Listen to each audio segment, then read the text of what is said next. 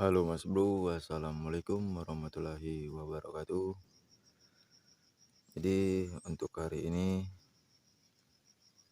di video kali ini kita akan membagi sedikit tutorial ya,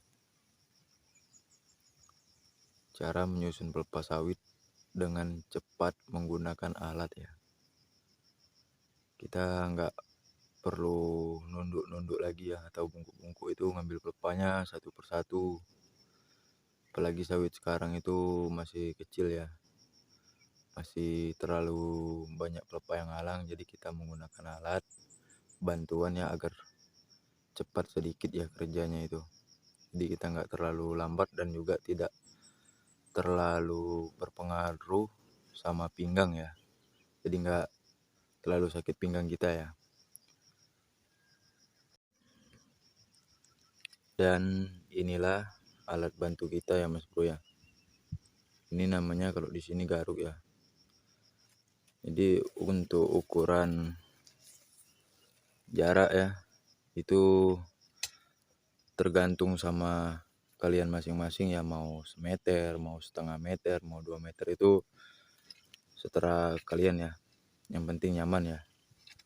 Dan yang kedua itu sarung tangan, jadi kita untuk pegang pelepah itu sama duri itu nggak langsung kena kulit kita ya, jadi nggak terlalu ngerasa sakit ya. Oke geng, kita lanjut untuk nyusun pelepahnya, tonton terus sampai habis ya. Oke geng, kita lanjut.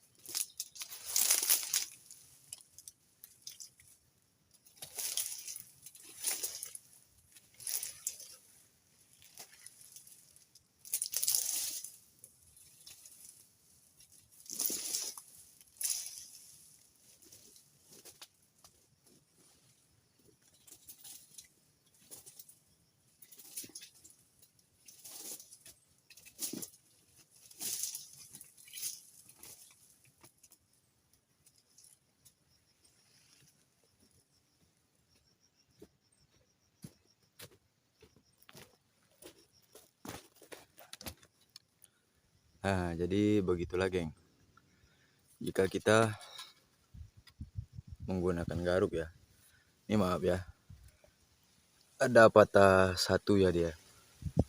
Jadi kalau bisa ya, pakai garuk ini gunakanlah yang matanya jangan rapat seperti ini ya. Sebab kalau dia rapat, terkadang pelepas sawit itu kadang ya nyelipnya di sini ya, di celah ini. Jadi maksud saya itu kalau dia renggang, kita kan cuma pakai yang ini aja. Kalau dia terlalu rapat itu nggak fungsi juga ya, geng, nggak ngaruh ya, malah bikin kita sering nyelip ya pelepahnya. Jadi kalau kalian mau bikinlah yang matanya jarang ya, kalau kita ingin menggunakan garuk ya. Jadi itulah tadi itu contoh jika kita menggunakan garuk itu dia lebih cepat ya, geng. Sekali kita kumpulin pelepah itu banyak, dan juga dia nggak perlu lagi nunduk-nunduk kan, ngambil satu persatu keliling muter batang, itu kan kita nggak perlu lagi. Jadi pinggang kita itu nggak sering nunduk, itu nggak ngerasa sakit ya. Guna sapu tangan tadi atau kita pakai yang sebelah aja ya. Ini untuk yang dekat bonggolnya ya, arah yang ke banyak duri ya. Jadi kita nggak terlalu ngerasa sakit ya kena duri itu, dan juga ada antinya ya, ada pelindung lah sedikit-sedikit. Kalau yang ini kita kan pegang ujung pelepah ya, atau pertengahan pelepah itu, jadi nggak terlalu kena duri ya, sebab dia banyak daun ya. Oke geng, kita lanjut lagi ke batang yang lain.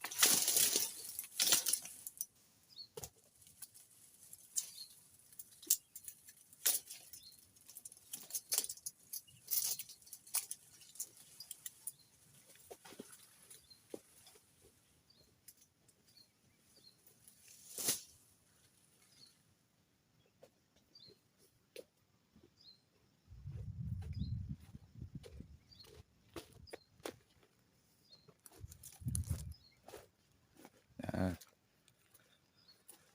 jadi juga ya, ini ada sedikit kekurangan dan kelebihan ya geng ya pakai garuk itu. Kalau pelepah yang masih utuh kita enak ya nariknya, tapi kekurangannya itu di pelepah yang pendek kayak gini ya, dia sering ketinggalan. Maaf ya geng ya, napasnya agak apes sedikit ya, malum lah kita kerja ya. Jadi kalau masalah untuk yang kayak gini tuh gampang geng, kita tinggal balik lagi,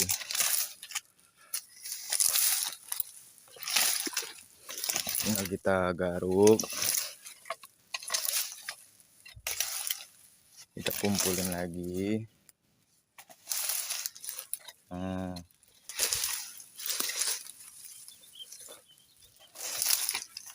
baru kita ambil lagi. Makanya kita gunakan sapu tangan. Jadi pelepah-pelepah yang pendek kayak gini, yang masih banyak durinya itu, jadi kita nggak terlalu ngerasa sakit, itu maksud saya. Oke geng, kita lanjut.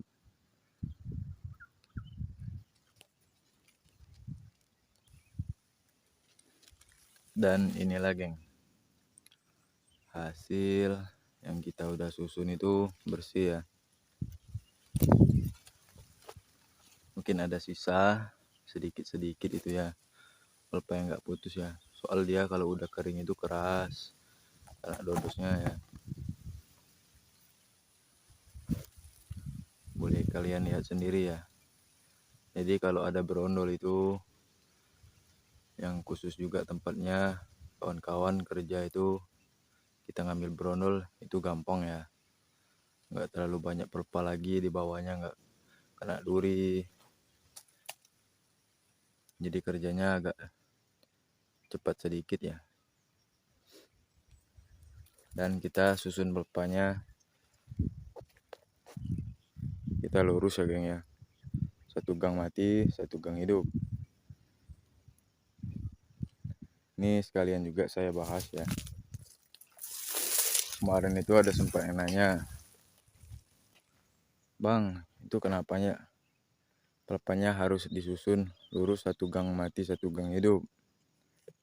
Sebab saya susun satu gang mati satu gang hidup itu nggak pakai liter U ya. Jadi kalau untuk ukuran sawit kecil sekarang ya kita menggunakan lodos ya. Memang jaraknya agak jauh ya, di tengahnya itu agak kosong ya. Tapi yang kita pikirin itu pas kita menggunakan egrek, kita harus pakai jarak agak jauh ya dari batang. Dan juga kalau dia terlalu mepet, ada pelpa kita sambung ke sini. Dan juga kita pakai liter U itu dia agak lebar, otomatis kita manen agak sempit ya geng ya. Apalagi pas kita guna dodos atau egrek. Kalau dodos itu kita bisa susah ya, pas kita lagi ayun mau tojok ke buah itu dia sering mentok ya ke belakangnya, sering kesandung gakang dodos di belakangnya itu ya. Jadi kita pas tojok itu mau dodos itu kadang meleset. Nah apalagi pas kita mau ngegrek ya, otomatis kita itu harus jauh dari jarak batang ya geng ya.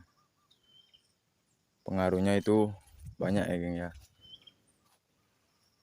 Kadang pelpanya itu kena kaki, dan juga suatu saat kan kita nggak tahu yang namanya musibah, kita nggak tahu ya, tapi berpatah, ntar pelpanya itu jatuh ke piber kan. Kita mau lari itu harus cepat ya geng. Kalau nggak cepat kita ngelak, kita bisa bahaya. Nah jadi kalau kita pakai pelpa liter U itu, kalau tempatnya udah sempit kita bahaya, larinya susah. Apalagi kondisi sawit masih kecil ya. Jadi kalian lihat sendiri ya, ini gang mati dan sebelah sana itu pelpa, dan tengah-tengah ini gang hidup ya. Kalau di sini misalkan di sini ada pelpa, nah di dekat-dekat pelpa itu, jadi kita pas panen dari batang ini muternya itu di sini pelpa, jadi kita mau muter ke sana dulu ya, ke sana baru ke batang yang ini. Nah jika kita nggak ada pelpa di sini, kita panen batang yang ini, jadi kita nggak perlu keluar lagi ke sana ya geng, kita langsung aja lurus ke sini ya. Jadi jalannya itu agak cepat ya. Dan juga pelpa ini kalau lagi masih kecil itu sangat galang sekali geng, kita mau keluar masuk itu susah, apalagi menggunakan liter U. Walaupun kita pakai boot ya, yang namanya duri sawit itu wah tajamnya memang benar-benar super ya. Kita pakai boot aja itu sangat-sangat tajam, itu bisa tembus ya. Saya itu pernah ngalamin tuh, sampai bengkak itu durinya, nancap itu sampai 3 hari 4 hari sampai keluar nanah ya geng. Jadi itulah alasan kami nggak pakai liter U ya. Jadi satu gang mati satu gang hidup ya kan. Itulah alasan kami ya. Dan juga kalau kita pakai satu gang mati satu gang hidup itu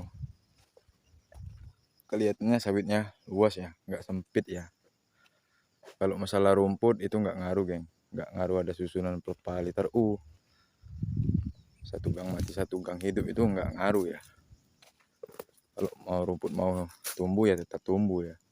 Nggak ada ceritanya kalau ada pelepah itu pasti nggak ada rumput, itu nggak ada cerita ya. Dan juga di lahan tempat saya kerja ini, di mana gang-gang mati itu ya, kita tanamin pisang ya, kita tumpang sari ya, geng ya. Jadi pas dia berbuah, kita bisa makan pisang dan tanam-tanaman lainnya ya, geng ya. Daripada kita pakai liter U, mendingan kita pakai pisang. Nih. Jadi kita bisa makan pisang. Kalau liter U itu kita tidak bisa makan pelepah ya. Soal keras ya, banyak duri. Mending kita tanam pisang atau tanam buah-buahan lainnya, kita bisa makan ya, geng.